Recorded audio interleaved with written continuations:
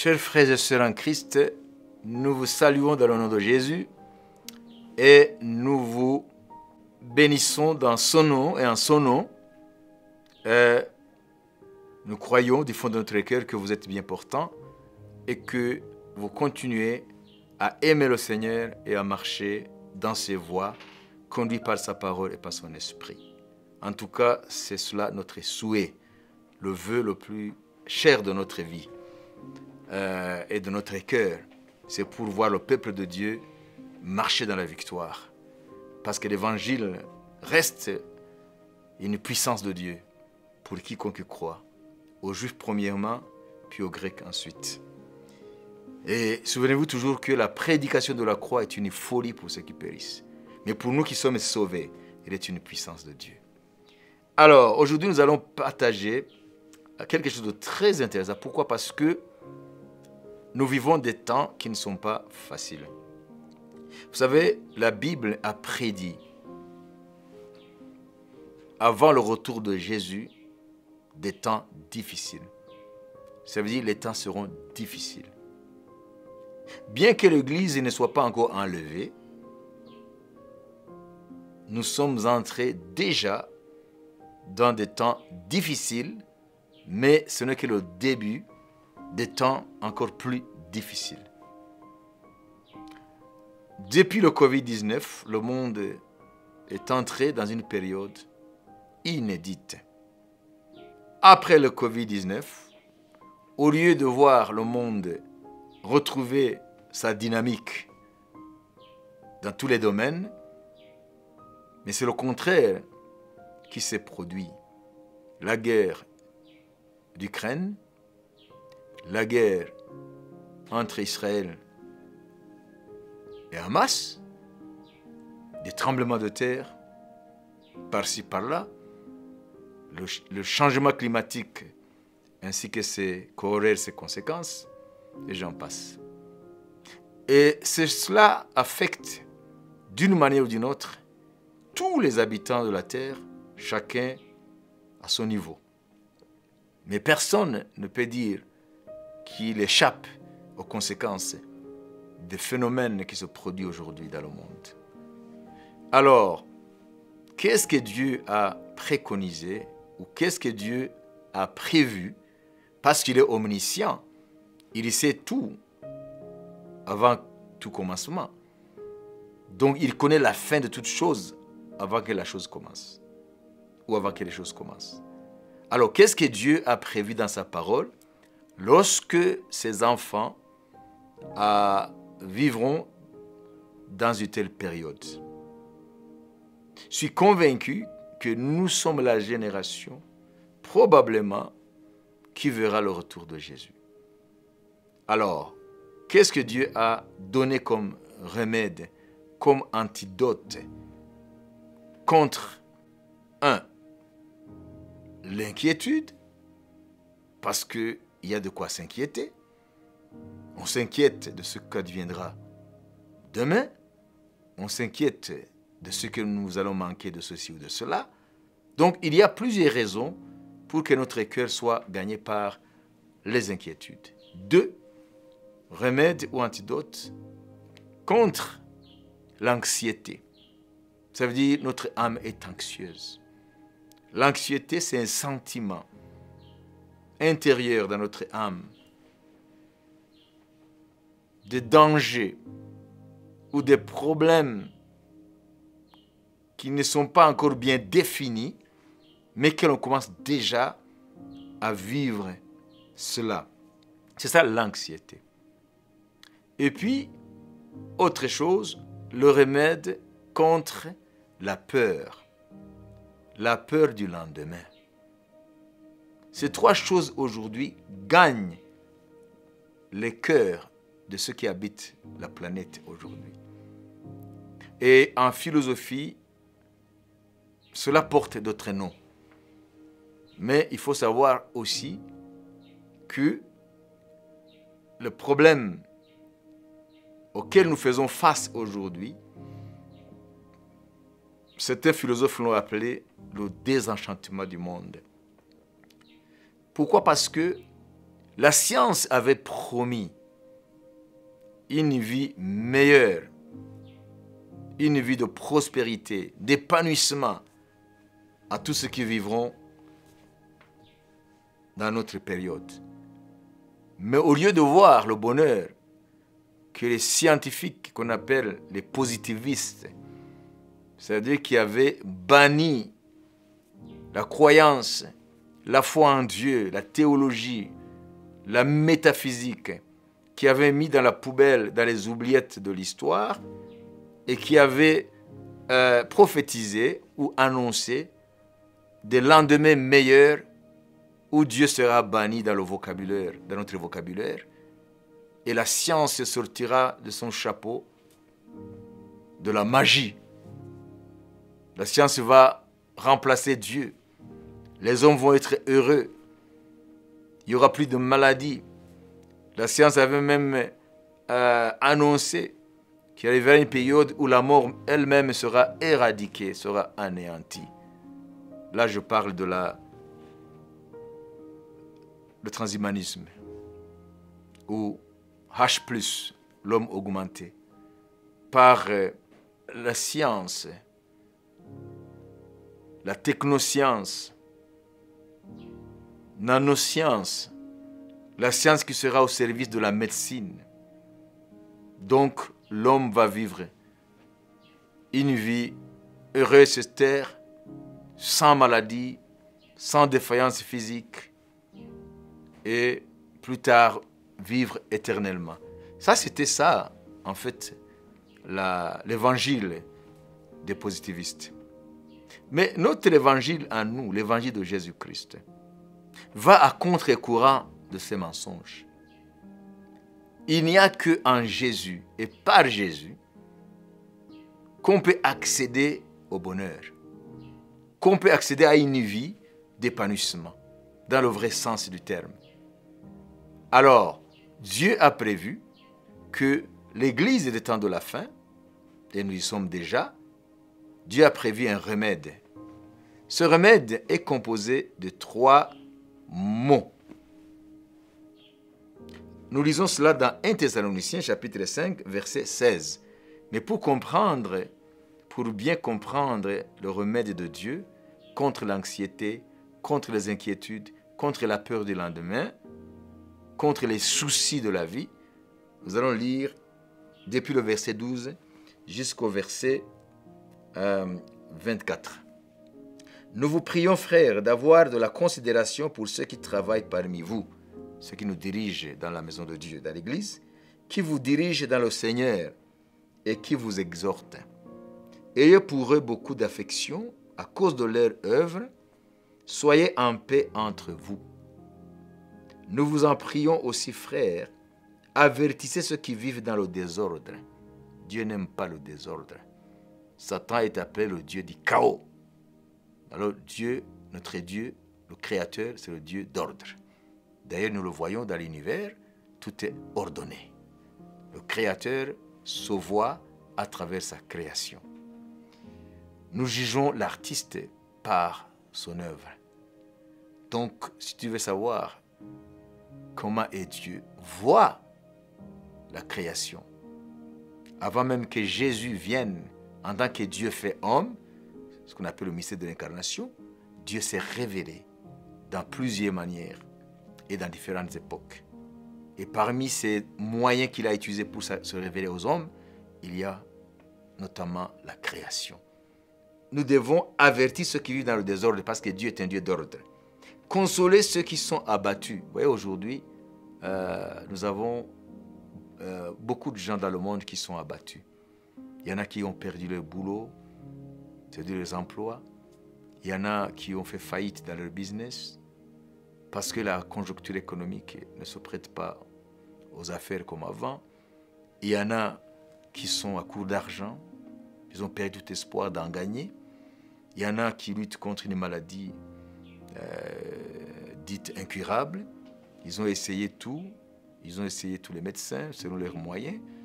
Ils ont essayé tous les médicaments selon les possibilités, mais rien ne va. Il y en a Il y a beaucoup d'orphelins aujourd'hui, à cause des guerres à gauche à droite. Il y a beaucoup de veuves, beaucoup de veufs. Bref, le monde aujourd'hui, c'est un monde qui n'est pas facile à vivre. Voilà, donc nous aurons à côté de nous beaucoup de gens abattus qui nécessitent à être consolés. Supportez les faibles, usez de patience envers tous. Prenez garde que personne ne rende à autrui le mal pour le mal. Un chrétien, un vrai, un disciple de Jésus ne rend jamais le mal pour le mal. Il répond au mal par le bien. Mais poursuivez toujours le bien, soit entre vous, soit envers tous. Alors, soyez toujours joyeux. Maintenant, le remède de Dieu commence. L'antidote de tous ces mots-là, l'anxiété, les inquiétudes, la peur du lendemain, maintenant Dieu donne maintenant le remède. Au verset 16, soyez toujours joyeux, priez sans cesse, rendez grâce en toutes choses, car c'est à votre égard la volonté de Dieu en Jésus-Christ. Donc c'est un commandement de Dieu, de se réjouir toujours et en toutes circonstances, de prier sans cesse et de rendre grâce à Dieu en toutes choses. C'est un commandement de Dieu. N'éteignez pas l'esprit, ne méprisez pas les prophéties, mais examinez toutes choses, retenez ce qui est bon. Abstenez-vous de toute espèce de mal. Il faut fuir le mal sous toutes ses formes. Que le Dieu de paix vous sanctifie lui-même tout entier et que tout votre être, esprit, âme et corps soit conservé irrépréhensible, c'est-à-dire sans tache, lors de l'avènement de notre Seigneur Jésus-Christ. Alors, un très beau verset. Celui qui vous a appelé est fidèle et c'est lui qui le fera. Amen. Donc, vous voyez, ça c'est l'antidote contre l'anxiété, contre les inquiétudes, contre la peur du lendemain. Donc, aujourd'hui, nous vivons des temps difficiles. La Bible en parle dans 2 Timothée chapitre 3, versets 1 à 5. Donc, les derniers jours seront très difficiles. Alors aujourd'hui, nous voyons l'amorçage de ces temps difficiles qui culmineront avec la grande tribulation. Alors, l'Église est encore sur cette terre, l'Église n'est pas encore enlevée, mais le temps montre que bientôt l'Église ne sera plus sur cette terre, l'Église sera enlevée. Alors, puisque nous sommes encore sur cette terre, puisque nous faisons face à toutes ces choses-là, nous participons avec tous les humains sur ce qui se passe sur cette terre. Parce que nous ne sommes pas pur esprit. Nous sommes dans ce monde avec les autres, quoique n'étant pas du monde. Alors, Dieu, qui connaissait tout d'après sa préscience, il a prévu le remède contre toutes ces choses-là. Donc l'enfant de Dieu ne doit pas se décourager. Dieu dit, réjouissez-vous tous les jours, en toutes circonstances. Et c'est ce que Paul dit dans Philippiens chapitre 4, verset 4.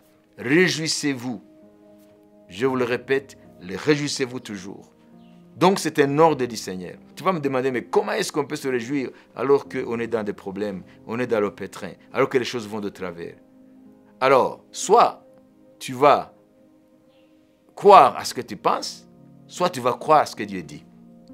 Si Dieu dit quelque chose, c'est que c'est faisable et c'est vrai.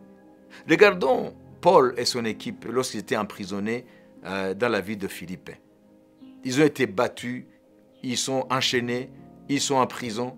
Mais la Bible nous dit, en pleine difficulté, en pleine épreuve, là où il y avait raison à se décourager, parce qu'ils n'avaient rien fait de mal, et ils se voient en prison, battus, le sang coulait partout, enchaînés. Mais nous les voyons en train de chanter des louanges à Dieu. Et c'est là où la puissance de Dieu est descendue et a ébranlé la prison. Les chaînes sont tombées, les portes de la prison sont ouvertes et ils ont été libres. Mais il y avait raison à ce qu'ils se découragent. Celui qui nous dit « Réjouissez-vous tous les jours dans le Seigneur ». Je le répète, réjouissez-vous. Mais il ne le dit pas théoriquement, en parole, mais il a vécu cela. Personne n'a été tenté plus que Paul. Mais Paul s'est réjoui en tout temps, dans toutes circonstances. Donc, il y a possibilité de se réjouir, quelles que soient les circonstances dans lesquelles nous nous trouvons. Mais comment est-ce que cela est possible? uniquement lorsque nous avons le Saint-Esprit.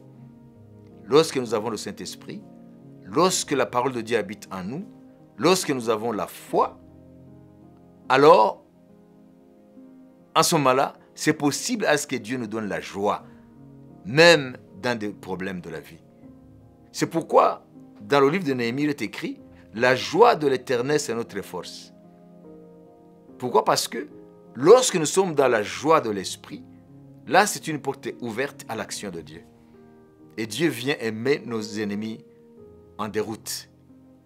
Donc, et puis souvenez-vous aussi, lorsque Josaphat, le roi de Juda, et tout Juda étaient encerclés par une coalition des armées des différentes nations, l'Esprit de Dieu a dit, Josaphat et tout Juda, écoutez,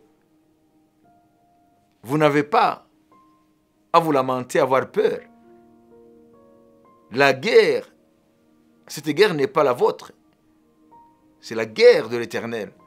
L'Éternel va combattre pour vous. Alors, quelle est la stratégie que l'Esprit a donnée à Josaphat et à tout Juda? De prendre les armes les plus létales, les plus puissantes, pour combattre? Non. Il a dit, prenez les chantres. Que les chantres aillent devant l'armée. Et que les sacrificateurs suivent. Chantez des louanges à l'Éternel. Et vous verrez comment l'Éternel va intervenir victorieusement. Et va vous donner la victoire.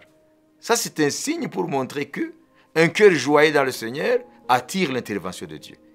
Mais un cœur qui se décourage, un cœur qui est triste, un cœur qui ne croit plus en rien, un cœur qui croit que tout est perdu, aucune raison d'espérer, alors ce cœur-là, dans cette personne-là, plonge l'individu dans une situation où Satan a l'au-dessus. Satan a l'au-dessus lorsque nous sommes découragés. Satan a l'au-dessus lorsque nous sommes désespérés. Satan a l'au-dessus lorsque nos cœurs sont gagnés par les inquiétudes, par l'anxiété, par la peur. Il y a quelqu'un qui a dit que la peur, c'est la chambre noire dans laquelle les hommes développent leur négatif. Vous voyez, avant le progrès technologique que nous avons aujourd'hui avec des photos, on développait les négatifs dans une chambre noire. Ça veut dire que la peur, c'est une chambre noire. Les photographes datant, dans les temps passés, avant que nous ayons ce que nous avons aujourd'hui comme technologie, au niveau même de la photographie. Donc, on photographiait et les négatifs, on les développait dans une chambre noire. Un homme de Dieu a dit, la peur, c'est comme une chambre noire dans laquelle les photographes datant développaient les négatifs. Donc, si tu es dans la peur, tu ne sortiras que des négatifs. Alors aujourd'hui, Dieu te dit, réjouis-toi. C'est possible de se réjouir, quelle que soit la situation. Et c'est là où tu vas avoir l'intervention de Dieu. C'est là où Dieu va te sortir de cette situation-là. Donc, réjouissez-vous dans le Seigneur. Nous avons vu cela dans Philippiens 4.4. Et Dieu l'a repris dans Thessaloniciens chapitre 5, verset 16. 1 Thessaloniciens chapitre 5, verset 16. Il dit, réjouissez-vous. Toujours. Deuxièmement, priez sans cesse. Comment est-ce qu'on peut prier sans cesse alors que nous sommes dans le découragement? Oui, c'est vrai. L'âme qui est l'entité de notre homme intérieur par laquelle nous interagissons avec l'environnement.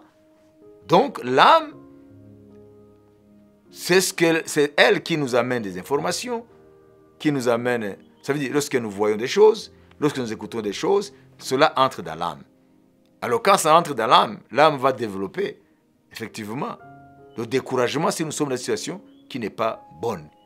C'est pourquoi David, dans Psaume 103, il dit « Mon âme, bénis l'Éternel, n'oublie aucun de ses bienfaits, car c'est lui qui guérit toutes tes maladies, qui pardonne tous tes péchés, qui t'empêche de voir la force, ça veut dire le séjour des morts. » Vous voyez? Donc l'âme, il ne faut pas suivre les états d'âme, parce que l'âme va te tromper. L'esprit doit être au-dessus de l'âme. C'était ça en fait la structure mentale, la structure intérieure de l'homme avant la chute. L'esprit était le boss, le patron, et l'âme était soumise à l'esprit, et le corps était soumis à l'âme. Mais après l'entrée du péché, alors tout a été chamboulé. Alors le corps est devenu le maître, et l'âme a été soumise au corps, et l'esprit a été quasiment plongé dans l'anéantissement, lié, et puis c'était comme si on n'a plus d'esprit. Alors que l'esprit est là, mais il est mort, il n'agit pas, il ne bouge pas. Donc c'est ça. Lorsque l'évangile vient, la Bible nous dit dans l'épître aux Hébreux, la parole de Dieu, c'est une épée à double tranchant, il sépare l'âme de l'esprit. Alors l'homme commence maintenant à regagner l'autorité de l'esprit sur l'âme. Sans l'évangile, la parole de Dieu, l'homme ne peut jamais se libérer de l'emprise du corps et de ses mauvaises passions, parce que le corps ne fait que nous plonger dans la servitude.